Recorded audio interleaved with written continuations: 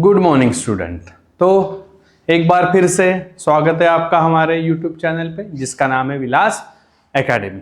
तो जैसे कि आज हम नया टॉपिक शुरू करने वाले थे, आप सबको याद है ना? कौन सा टॉपिक था वो? मैकेनिज्म। तो ना बहुत सारे स्टूडेंट्स का ना हमें मैसेजेस आए, कॉल्स आए, कमेंट्स आए कि भाई आप मैकेनिज्म चालू जब करोगे तो उसमें ऑप्टिकल आइसोमर्स आएगा, ऑप्टिकल एक्टिविटी आएगी, है ना? SN1 में सबको पता है कि डेक्स्ट्रो लियो या तो फिर रिटेंशन इन्वर्जन ऐसे प्रोडक्ट बनते हैं। तो बहुत सारे स्टूडेंट का ऐसा कहना है कि सर ये चालू करने के पहले ना हमें ना एक बार आइसोमेरिज्म पढ़ा दीजिए, है ना? क्योंकि आइसोमेरिज्म हम अगर पढ़ेंगे तो आपको आइसोमेरिज्म से आइसोमेरिज्म वाला टॉपिक भी क्लियर हो जाएगा और ऑप्टिकल एक्टिविटी वाला भी टॉपिक क्लियर हो जाएगा, है ना? तो हम क्या करते हैं ना, शुरुआत से लेते हैं, पहले आइसोमर्स लेते हैं, ऑप्टिकल आइसोमर्स लेते हैं, फिर वहां से धीरे धीरे बढ़ते हुए जाएंगे हम कहाँ पे? मैकेनिज्म पे। तो शुरू करते हैं, आइए। और अभी भी अगर आपने सब्सक्राइब नहीं किया है हमारे चैनल को तो याद से सब्सक्राइब जरूर कीजिए ताकि और डिटेल में आपको इंफॉर्मेशन मिल सके। तो सबसे इनिशियल से हम चालू करते हैं जिसका नाम है अभी आइसोमर्स, ठीक है? तो what is the meaning of isomers बताइए। आइसो यानी पता है आपको क्या होता है? सेम। और मर यानी क्या होता है? Small units. तो बहुत सारे स्मॉल यूनिट्स तो नहीं कह सकते हम, लेकिन सेम वाले स्मॉल यूनिट्स कह सकते हैं हम। तो सबसे पहले तो इसका डेफिनेशन आप एक बार देख लीजिए, है ना? डेफिनेशन आपको काम आ सकता है, ध्यान दो। डेफिनेशन में क्या क्या कहना होता है आइसोमर्स का? कि ऐसे कंपाउंड्स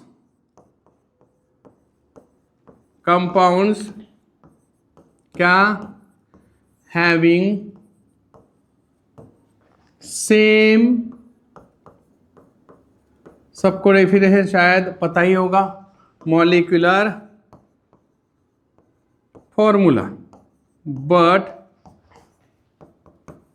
बट क्या रहेगा?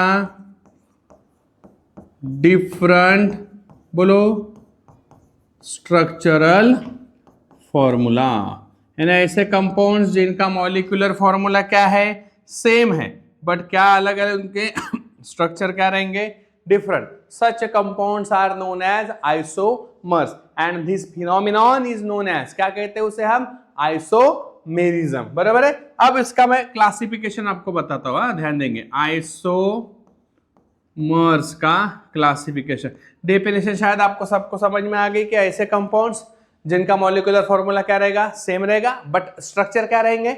डिफरेंट रहेंगे। तो आइसोमर्स दो क्लासिफिकेशन है जो हमें बोर्ड में काम आने वाली चीज है, इसलिए शुरुआत से ले रहा हूं ताकि भाई ऑप्टिकल आइसोमेरिज्म या ऑप्टिकल एक्टिविटी जब हम पढ़ेंगे तब हमारे दिमाग में कोई डाउट आएगा नहीं। तो देखो, पहला वाला रहेगा आपका कौन सा?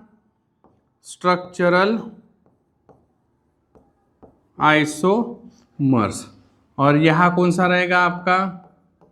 स्टीरियो आइसोमर्स, है ना? तो ये एक्स्ट्रा इंफॉर्मेशन हम आपको प्रोवाइड कर रहे हैं, ये 12th में रिलेटेड हर लेसन में मिलेगा, बट ये पूरा टॉपिक कहाँ है आपका? 11th में। तो आपको एक्स्ट्रा इंफॉर्मेशन अलग से प्रोवाइड कर रहे हैं क्योंकि बहुत लोगों का कहना था कि सर एक बार ये भी अच्छे से समझा दो ताकि हमारा क्लियर हो जाए। तो ध्यान देंगे अच्छे से। तो structural isomers are further classified as, क्या है? Further classified as chain isomers. उसके बाद आता है जो हमें काम के बोर्ड में, उसी पे ज्यादा फोकस करेंगे हम, पोजीशन कौन? आइसोमर। उसके बाद आता है आपका कौन सा? फंक्शनल आइसोमर्स, है ना? और लास्ट वन इज आइसोमर्स का ही टाइप है जिसको हम क्या कहते हैं?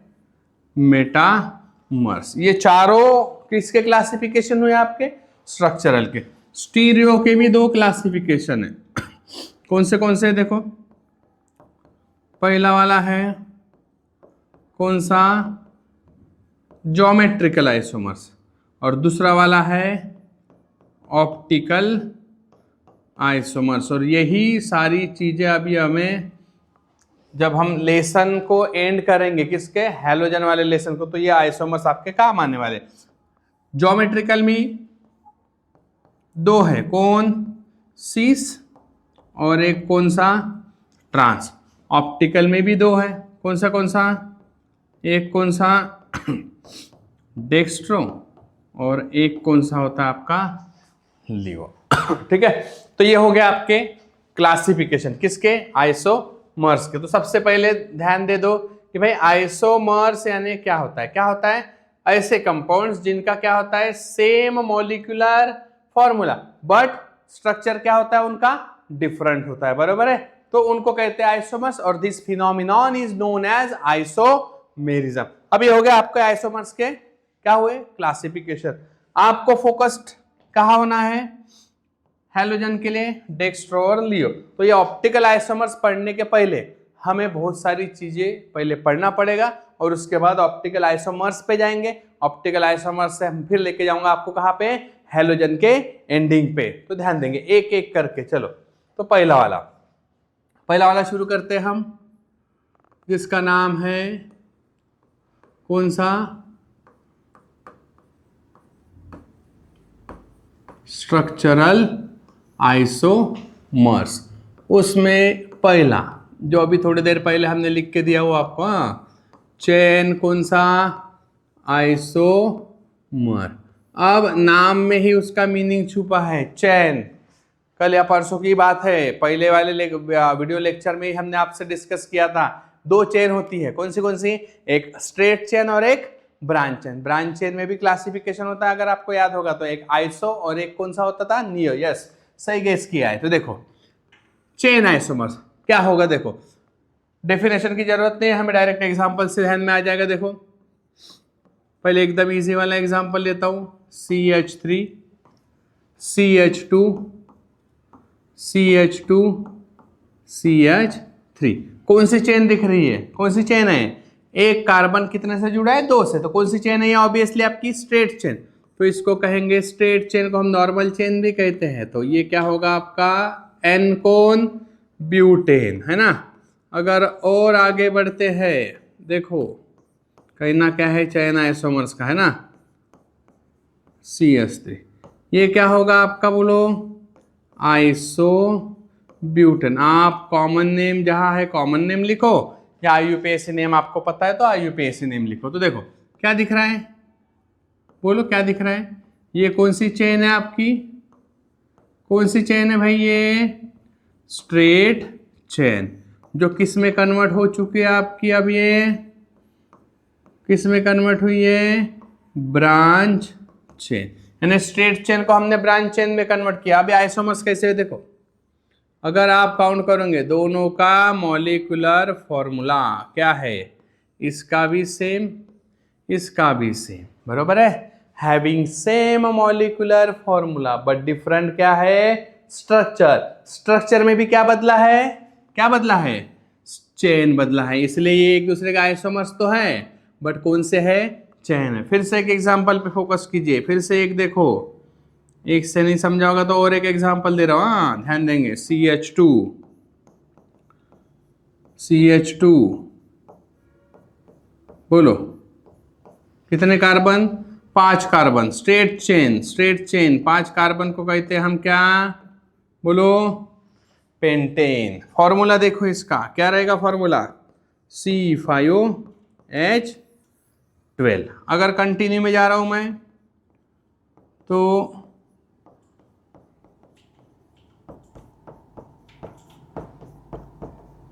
बोलो क्या होगा, ये आइसो 5 कार्बन, आइसो पेंटेन, है ना। एक और स्ट्रक्चर बनता है इसका CH3। एंट्रेंस में आपको अलग से सवाल भी आते हैं कि how many possible isomers are formed, है ना, CH3। तो ये इसका नाम क्या होगा, बोलो नियो क्या होगा, पेंटेन। तो क्या क्या फर्क दिख रहा है दोनों में, बताओ क्या फर्क दिख रहा है। तीनों का मॉलिक्यूलर फॉर्मूला क्या है, सेम, बट तीनों के क्या डिफरेंट है, स्ट्रक्चर। इसीलिए एक दूसरे के कौन है, आइसोमर्स। चेन आइसोमर्स क्यों हुए, क्योंकि स्ट्रेट चेन किस में कन्वर्ट हो रहा है, ब्रांच चेन में। सेम जो अपना अभी लेसन चालू था, है ना, जिस हैलोजन, अगर हम हैलोजन की अगर बात करेंगे तो उसका भी एग्जाम्पल हम दे सकते हैं, जरूरी नहीं है इसी का, कुछ नहीं करना है हमें। देखो फिर से 5 कार्बन और जोड़ दिया हैलोजन, तो आप देखोगे 1 हेलो अल्केन। कौन सी चेन है ये? Straight chain. इसी को अगर हम कंपेयर करते हैं, देखो स्ट्रेट चेन को ही मैंने कंपेयर किया, अगर देखेंगे तो दोनों का मॉलिक्यूलर फॉर्मूला सेम है ना। ये क्या होगा आपका? आइसो 5 कौन? पेंटाइल और हलाइड। इसका भी आप नाम लिख सकते हो, है ना। 1 हेलो अल्केन, अल्केन लिखना है तो हम यहाँ पे जैसे 5 कार्बन है तो पेंटेन लिख दो, या तो पेंटाइल क्या लिखेंगे बोलो? हैलाइड, है ना। फिर से ध्यान देंगे, एक बार आइसोमर समझ लो, हर लेसन में काम आने वाला है, क्योंकि बार बार फिर रिपीट करने की आपको भी जरूरत पड़ेगी नहीं। बोलो क्या होगा ये? नियो पेंटाइल कौन? हलाइड। तो ये दोनों कौन सी चेन है आपकी? बोलते जाओ, कौन सी चेन है भाई? Branch chain. प्रैक्टिस किया करो भाई, ऐसे नहीं कि भाई वीडियो ही देखना है, प्रैक्टिस करो। कोई डाउट है तो आप हमसे शेयर कर सकते हो। और ये कौन सी चेन आपकी? Straight chain. क्या फर्क दिख रहा है? चेन बदली है, बट अगर आप देखोगे मॉलिक्यूलर फॉर्मूला, कितने कार्बन है? 1 2 3 4 5, C5। H काउंट करो, सभी में काउंट करो आप, तो सभी में आपको ऑलमोस्ट क्या मिलेगा? सेम। कितना? 11। और साथ में कौन क्या मिलेगा? X, है ना। इसका भी मॉलिक्यूलर फॉर्मूला, इसका भी मॉलिक्यूलर फॉर्मूला, इसका भी मॉलिक्यूलर फॉर्मूला, ऑलमोस्ट नहीं, पूरा का पूरा ही सेम है। इसीलिए ये एक दूसरे के कौन है? आइसोमर्स। चेन आइसोमर्स क्यों है भाई? क्योंकि क्या बदलती है? चेन। समझा क्या कहना है? तो भाई चेन चेंज हो रही है, मॉलिक्यूलर फॉर्मूला सेम है, इसीलिए आइसोमर है। और वो कौन सा आइसोमर है? चेन आइसोमर्स है। तो नेक्स्ट वाला आइसोमर्स हम देखते हैं अभी, जो अभी थोड़ी देर पहले हमने आपको डिस्कस किया था। कौन सा है? कौन सा आइसोमर है ये? पोजीशन आइसोमर, है ना। ऑब्वियसली क्या बदलती होगी? नाम में ही मीनिंग छुपा है। क्या बदलता होगा? पोजीशन। तो ये एकदम सिंपल सा एग्जांपल है। तो देखो C4H8, तो ध्यान दो इधर, CH3 CH2 CH double bond CH2, 1 2 3 4, बरोबर है।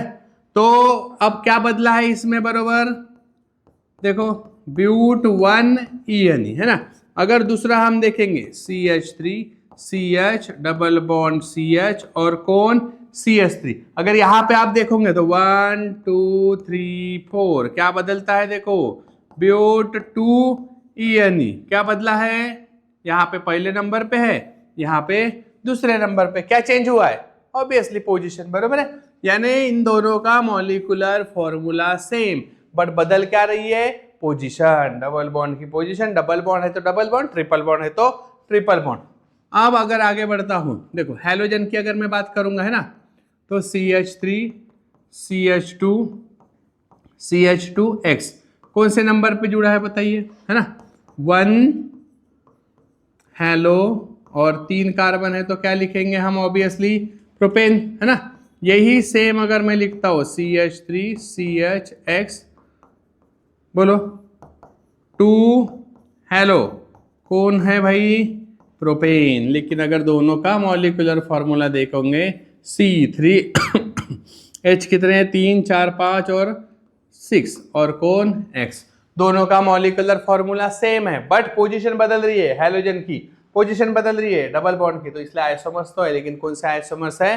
Position isomers. इसी तरह से आगे बढ़ते हुए हम पहुंच जाते हैं अभी धीरे धीरे अपने तीसरे वाले आइसोमर्स की तरफ। क्या नाम है उसका? क्या नाम है उसका? Functional isomers. क्या बदलता होगा? बोलिए। Obviously functional group. तो देखो क्या है ये? CH3, फिर CH2, फिर CH2, और क्या है? OH। अगर आप नाम अगर लिखेंगे हम तो ये प्रोपाइल, और OH है तो क्या लिखेंगे? अल्कोहल। तो कौन सा फंक्शनल ग्रुप है? अल्कोहल। अब सेम CH3O CH2 CH3। नाम देखो, इथाइल, बोलो मिथाइल, और कौन, ईथर। तो क्या बदला है, क्या बदला है बच्चों, बताइए क्या बदला है, फंक्शनल ग्रुप। इफ दोनों का अगर मॉलिक्यूलर फॉर्मूला आप देखोगे C3H कितने हैं, 3 4 5 6 7 8, और O, यहां पर भी मॉलिक्यूलर फॉर्मूला सेम, यहां पर भी मॉलिक्यूलर फॉर्मूला सेम, बस बदलता क्या है, फंक्शनल ग्रुप। इसीलिए आइसोमर्स है, लेकिन कौन सा आइसोमर्स है, functional isomers. Last one is metamers. अभी लास्ट वन का मतलब सिर्फ लास्ट वन स्ट्रक्चरल का लास्ट वन है ना, मेटामर्स। क्या होता है मेटामर्स है ना, ये वो भी देख लो भाई। अब जैसे फंक्शनल ग्रुप बदल रहा है ना, क्या बदल रहा है, फंक्शनल ग्रुप। बट यहां पर अगर आप देखोगे तो आपका फंक्शनल ग्रुप बदलता नहीं है, लेकिन फंक्शनल ग्रुप के साथ साथ देखो फंक्शनल ग्रुप तो नहीं बदल रहा है, तो भाई बदलता क्या है, क्या बदलता है, ध्यान देंगे। फंक्शनल ग्रुप नहीं बदलते हुए हम सिर्फ क्या बदल सकते हैं, कार्बन की पोजीशन। तो डाई, बोलो इथाइल ईथर, देख रहे हो, देख लो क्या है, ऊपर भी ईथर नीचे भी ईथर। क्या बदला है, क्या बदला है, कार्बन की पोजीशन। इसका एक और बन सकता है आइसोमर्स, है ना। तो ये हो गए सारे के सारे आपके कौन से आइसोमर्स, कौन से आइसोमर्स हुए, स्ट्रक्चरल आइसोमर, है ना, जहां पर क्या रहेगा, मॉलिक्यूलर फॉर्मूला सेम, स्ट्रक्चर अलग। लास्ट वन इज मेटामर्स, जहां पर आपका फंक्शनल ग्रुप बदलेगा नहीं, बट कार्बन की पोजीशन चेंज होगी। और अगर आप इसका भी फॉर्मूला देखोगे तो 1 2 3 4 C4, H काउंट कर लो कितने हैं, 10, और ऑक्सीजन 1, है ना। तीनों का molecular formula same but structure अलग, उसमें भी सिर्फ कार्बन की पोजीशन चेंज किया हमने, बरोबर है, बट फंक्शनल ग्रुप बदलता नहीं है। Such isomers are known as metamers. ये किसके हो गए क्लासिफिकेशन, सारे के सारे आपके स्ट्रक्चरल के। अब जाता हूं मैं स्टीरियो की तरफ, है ना। तो ये हो गया अभी अपना स्टीरियो कोन आइसोमर्स। उसमें भी पहला क्या लिख के दिया था थोड़ी देर पहले, याद करो, फोकस रहा करो फटाफट, क्या है, ज्योमेट्रिकल। क्या लिखा है, ज्योमेट्रिकल, ज्योमेट्रिकल कौन, आइसोमर्स, है ना। क्या लिखा है, ज्योमेट्रिकल आइसोमर्स। उसमें भी दो चीजें हैं, वो भी बताया था मैंने, कौन सी, सिस, और एक कौन सी बताया था, बताओ, ट्रांस। क्या होता है सिस और ट्रांस, बहुत इजी है। और ये आपको कहाँ मिलने वाले आइसोमर्स है, ये कहाँ मिलने वाले आइसोमर्स है, ये चीज दिमाग में डाल दो, कहाँ मिलने वाले आइसोमर्स है ये, डबल बॉन्ड में। बोर्ड्स के लिए तो जनरल है, यहाँ याद कर लो, देखो डबल बॉन्ड, डबल बॉन्ड, बराबर है। इफ यहाँ x है, सेम साइड पे x, इफ यहाँ y है, सेम साइड पे y, तो उसको क्या कहेंगे हम, सिस। फिर से यहाँ x है, अपोजिट पे x, यहाँ y है, अपोजिट पे y, क्या हो जाएगा वो, ट्रांस। इसका भी एक एग्जांपल लेता हूं, देखो एग्जांपल से इजीली समझ में आता है ना, तो एग्जांपल पे ज्यादा फोकस्ड करो आप, ध्यान देंगे इधर। 1 2 3 4, क्या नाम है बच्चों इसका, ब्यूट 2ENE। अब इसका हम सिस भी बनाते, इसका हम ट्रांस भी बनाते। देखो अगर सिस वाला बनाना है, इसी का देखो, 2 कार्बन के साथ डबल बॉन्ड, बोलो CH3, ये H, ये H, क्या दिख रहा है आपको, बताओ बताओ क्या दिख रहा है, यस, दोनों साइड पे क्या है, सेम दिख रहा है। एटम्स या मॉलिक्यूल जो लगे हैं डबल बॉन्डेड कार्बन के साथ, वो दोनों क्या है, सेम। नंबरिंग बदलेगा ही नहीं, क्या होगा बोलो, ब्यूट 2ENE। बस इसके सामने क्या लगाना है हमें, सिस। क्यों लगाया सिस, सबको पता है भाई, सेम साइड पे प्रेजेंट है। अगर मैं इसका क्या बनाता हूं भाई, ट्रांस बनाता हूं, तो बस कुछ भी नहीं करना है। अगर ये CH3 यहाँ है तो इसको अपोजिट पे ला दो, और इधर H है तो इसको अपोजिट पे ला दो, तो क्या होगा ये, बोलो क्या होगा, ट्रांस, लेकिन नाम बदलेगा नहीं, ब्यूट टू ENE, नाम बदलेगा नहीं। वही कहना था मेरा कि अगर आप देखोगे तो दोनों का मॉलिक्यूलर फॉर्मूला फिर से क्या है, सेम। आप देखोगे तो इसका भी मॉलिक्यूलर फॉर्मूला यही है, इसका भी मॉलिक्यूलर फॉर्मूला यही है, बट स्ट्रक्चर डिफरेंट है। स्ट्रक्चर में भी आइडेंटिकल ग्रुप्स कहाँ है, सेम साइड पे प्रेजेंट है तो सिस रहेगा, और अपोजिट साइड पे प्रेजेंट है तो क्या रहेगा, ट्रांस रहेगा। चलो अब आप आते हैं अपने मेन टॉपिक की तरफ, जिसका नाम है, जो अपने को हैलोजन तक लेके जाएगा, जिसका नाम है कौन, बोलो, ऑप्टिकल क्या, आइसोमर्स। तो इसमें भी इसका मीनिंग है ऑप्टिक्स। ऑप्टिक्स का मतलब क्या होता है, मिरर, है ना। तो मिरर से रिलेटेड ये सारी चीजें हैं। तो देखेंगे ऑप्टिकल आइसोमर्स पढ़ने के पहले हमें दो चार चीजें इंपॉर्टेंट है, वही पहले बताता हूं। जैसे पहले हम देखेंगे भाई कौन सा लाइट, देखो एक एक चीज बताता हूँ पूरा डिटेल में। ऑर्डिनरी लाइट, बोलो क्या होता है, सबने देखा भी है। ऑर्डिनरी लाइट, ऐसा लाइट जो एक ही जगह से हर डायरेक्शन में क्या होता है, वाइब्रेट होता है। वाइब्रेट होना यानी क्या हो रहा है, वो स्प्रेड हो रहा है, उसकी वेवलेंथ जो है एक ही लाइन, एक ही जगह से हर डायरेक्शन में जो स्प्रेड होता है, ऑर्डिनरी लाइट, है ना। दूसरा होता है आपका कौन सा, बोलो, monochromatic light, single wavelength light, एक ही बीम में। जैसे आप डीजे वगैरह में नाचते होंगे तो ये देखो एक ही बीम में लेजर लाइट एक ही जगह से, ऐसे फैलता क्या हो, नहीं, कैसे फैलता, एक ही डायरेक्शन में, मोनोक्रोमेटिक लाइट। और थर्ड आता है आपका, क्या आता है भाई, प्लेन पोलराइज्ड कौन, लाइट। क्या आता है, प्लेन पोलराइज्ड लाइट। अब प्लेन पोलराइज्ड लाइट कैसे होती है, उसके लिए आपको देखो एक बताता हूं कि कंसीडर, देखो ये आपका क्या है ये है आपका, ध्यान देंगे अच्छे से, कंसीडर, ये मान के चलो ये ऑर्डिनरी लाइट है, जो एक ही जगह से क्या हो रहा है, क्या हो रहा है, एक ही जगह से हर डायरेक्शन में क्या हो रहा है, वो स्प्रेड हो रहा है ना। तो इसको लिख देता हूं मैं, हाँ ध्यान देंगे, कंसेप्ट ध्यान देंगे, यहाँ से आगे बढ़ना है अपने को, ये अभी लेके ऑर्डिनरी लाइट, इसीलिए पूरा डिटेल में लेते हुए जा रहा हूं मैं। ऑर्डिनरी लाइट, अगर ये ऑर्डिनरी लाइट किसके साथ जोड़ते हैं हम, नाम भी लिख देता हूं, क्या किसके साथ जोड़ते हैं, निकोल प्रिज्म जोड़ते हैं। इसका मतलब कि ऑर्डिनरी लाइट को हम पास करते हैं, किसके अंदर से पास करते हैं, निकोल प्रिज्म के अंदर से। तो ये ही ऑर्डिनरी लाइट जो निकोल प्रिज्म से पास होने के बाद क्या होता है, एक ही इसमें प्लेन में प्रोपेगेट होता है, एक ही प्लेन में आ जाता है पूरा का पूरा।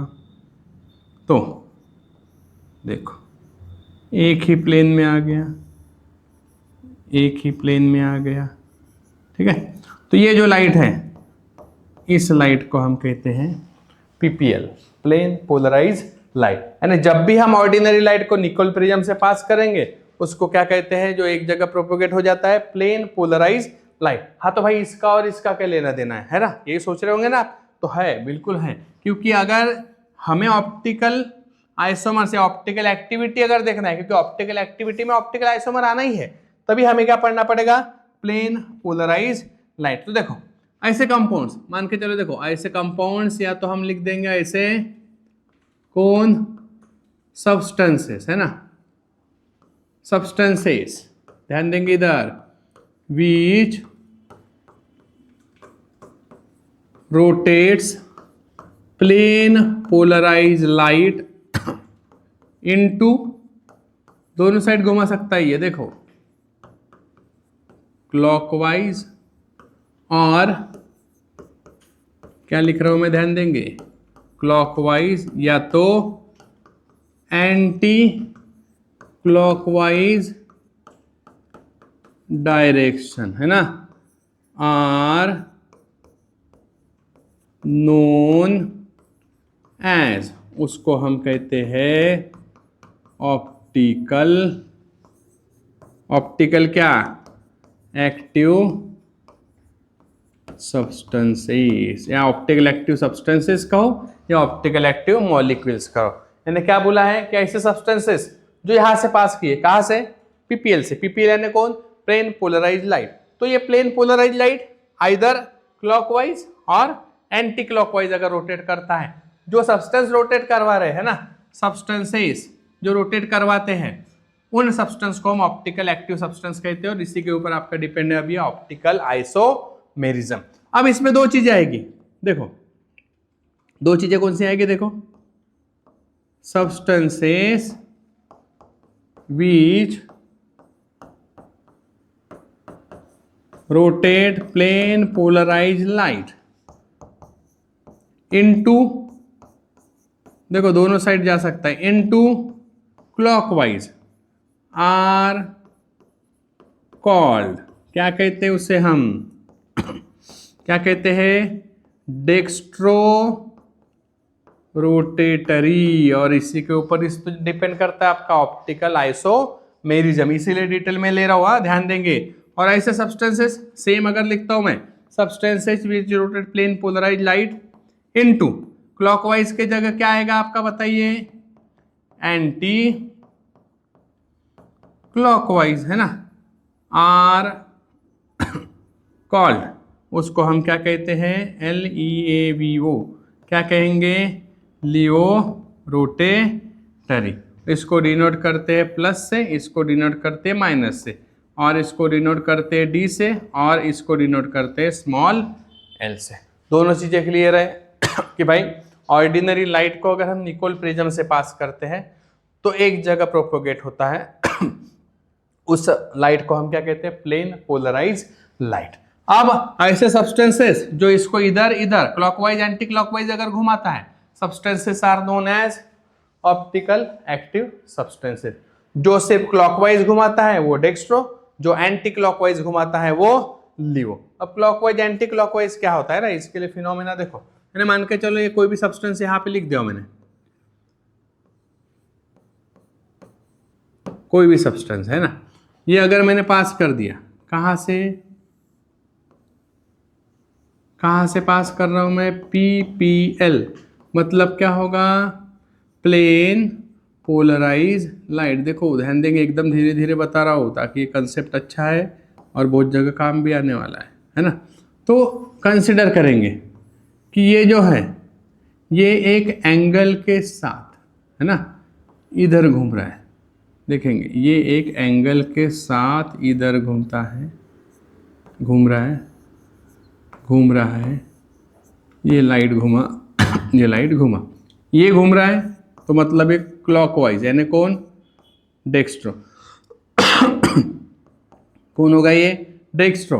और ये एंगल के साथ अगर कैसे घूम रहा है वो, इधर साइड, है ना, एंगल चेंज, तो क्लॉकवाइज नहीं, कैसे घूमता है ये, अभी कैसे घूम रहा है, एंटी क्लॉकवाइज, तो इसको क्या कहेंगे हम, लेवो, है ना, डेक्स्ट्रो रोटेटरी, लीवो रोटेटरी। इसी के ऊपर बेस है आपका कौन, ऑप्टिकल आइसोमेरिज्म। तो ध्यान देंगे, उसके लिए फिर से डिटेल में जाना है तो आपको पढ़ना पड़ेगा क्या, कायरल, और एक क्या रहेगा आपका अकायरल।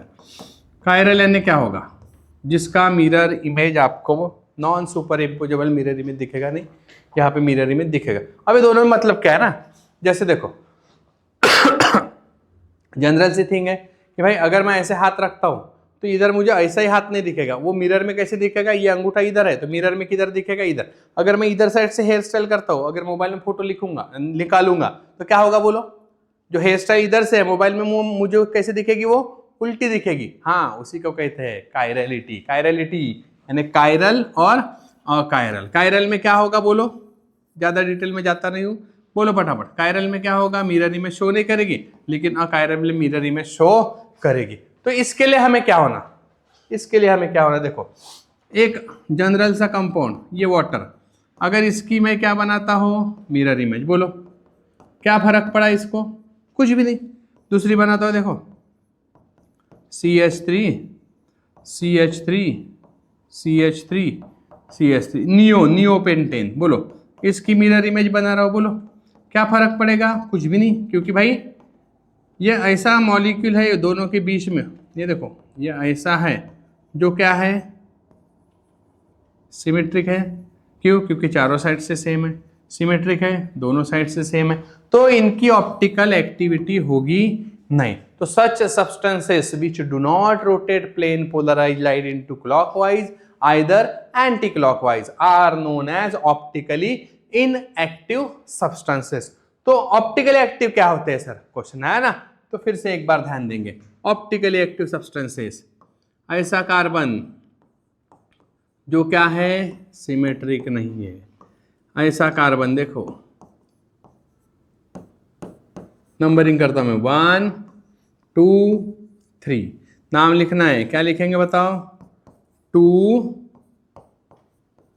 हाइड्रोक्सी और प्रोपेन, तो ये प्रोपेन, और क्या लिखेंगे ऑइक, और क्या लिखेंगे एसिड। देखो अगर आप इस कार्बन की अगर बात करोगे तो इधर चारों के चारों ग्रुप क्या है, अलग अलग जुड़े हैं। अब इसकी मैं मिरर इमेज बनाता हूं, ध्यान देंगे हाँ अच्छे से।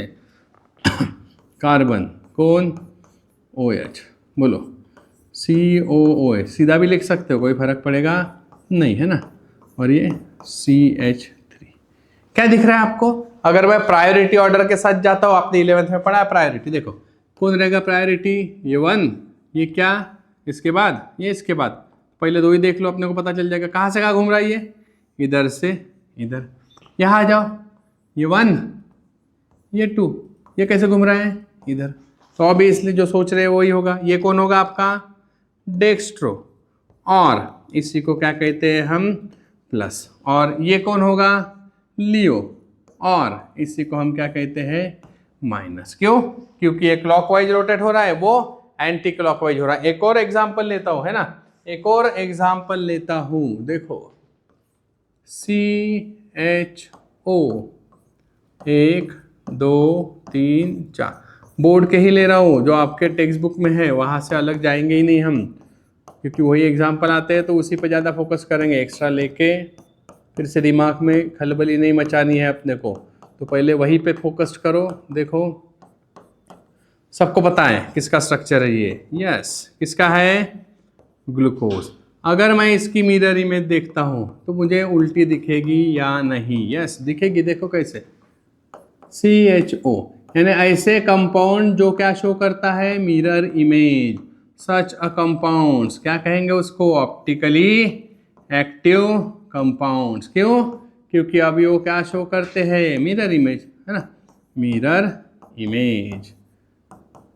देखो कहाँ है प्रायोरिटी, फिर से अल्डिहाइड, फिर अल्कोहल हो गया, 2 मिल गए, इधर से इधर, ये इधर से इधर, ये कौन डेक्स्ट्रो, और कौन पॉजिटिव, ये कौन लियो, और नेगेटिव।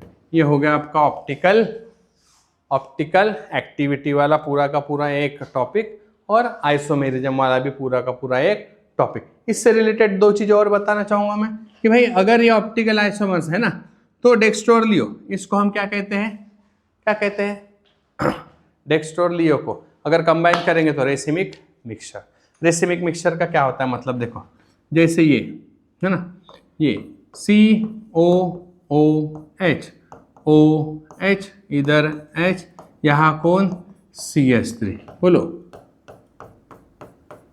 क्या दिख रहा है, ये थोड़ी देर पहले जो बनाया था, ऑप्टिकली एक्टिव, हाँ कि ना, यस ऑप्टिकली एक्टिव। क्यों ऑप्टिकली एक्टिव, क्योंकि ये क्लॉकवाइज रोटेशन शो कर रहा है, ये एंटी क्लॉकवाइज। बट अगर इन दोनों को मैंने एक दूसरे के ऊपर प्लेस किया, हाँ इमेजिन करो, अगर मैं दोनों को एक दूसरे के ऊपर क्या करेंगे प्लेस करेंगे, तो ऑप्टिकल एक्टिव रहेंगे क्या, बना देता हूँ स्ट्रक्चर बना देता हूँ, ध्यान दो।